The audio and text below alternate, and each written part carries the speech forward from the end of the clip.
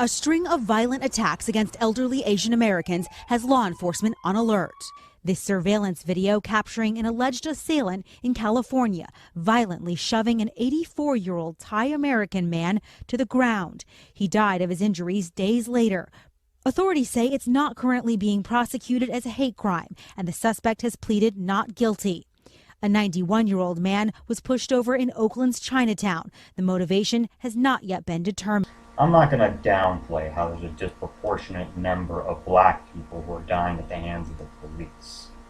Rather, I'm just here to talk about a problem that most of the mainstream media, and quite frankly just most of America in general, not any particular group of Americans, not just the Democratic Party, the Republican Party, the white community, the black community, but it seems like just America in general has been ignoring this problem for decades, and that is black on non-black violence. And although I've noticed that, the attackers come in all colors, that is, when talking about this, non-Asian on Asian violence that has been spreading all over the country, I have noticed that most of the stories which involve extreme acts of violence against Asian Americans has usually been done at the hands of black aggressors.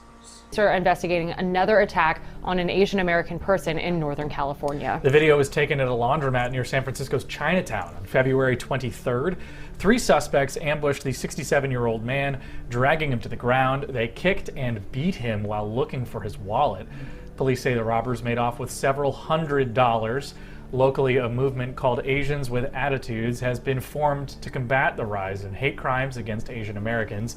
Young volunteers are conducting foot patrols in neighborhoods where people of Asian ancestry have been targeted. And what's crazy is about how we have all known about this problem for decades. We're all just too afraid to acknowledge that it's there. We're all too afraid to acknowledge that racism is a problem within all communities. It is like a disease. It is like a virus. It is like the coronavirus. It spreads very quickly. And once it has hit other communities, you just have to accept the fact that it's there. It doesn't matter who started the damn problem. Again, I'm not trying to downplay police brutality, but I think it's stupid how a lot of people wonder why we like to say all lives matter all the time. Because we can't help but to notice the only kind of murders that make national headlines is when you have black individuals who are killed at the hands of white cops.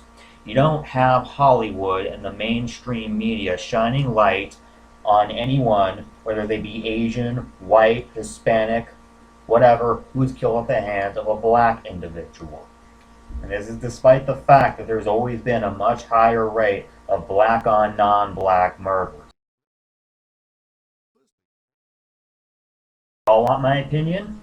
I think it's about time we take a break from this whole Black Lives Matter movement. Because we have had hundreds of thousands of white people protesting alongside Black Lives Matter, thinking that this is somehow going to get rid of racism. We have had pretty much all of Hollywood and all the mainstream media backing up the Black Lives Matter movement, but it still has not done anything. All it has really done is get tons of these white protesters to turn into rioters. So now we have both black people and white people who are rioting on the streets now. And now racial violence is worse than ever before. That being said, I think it's about time we took a break from the movement and started reaching out to other communities to help get past this whole race issue.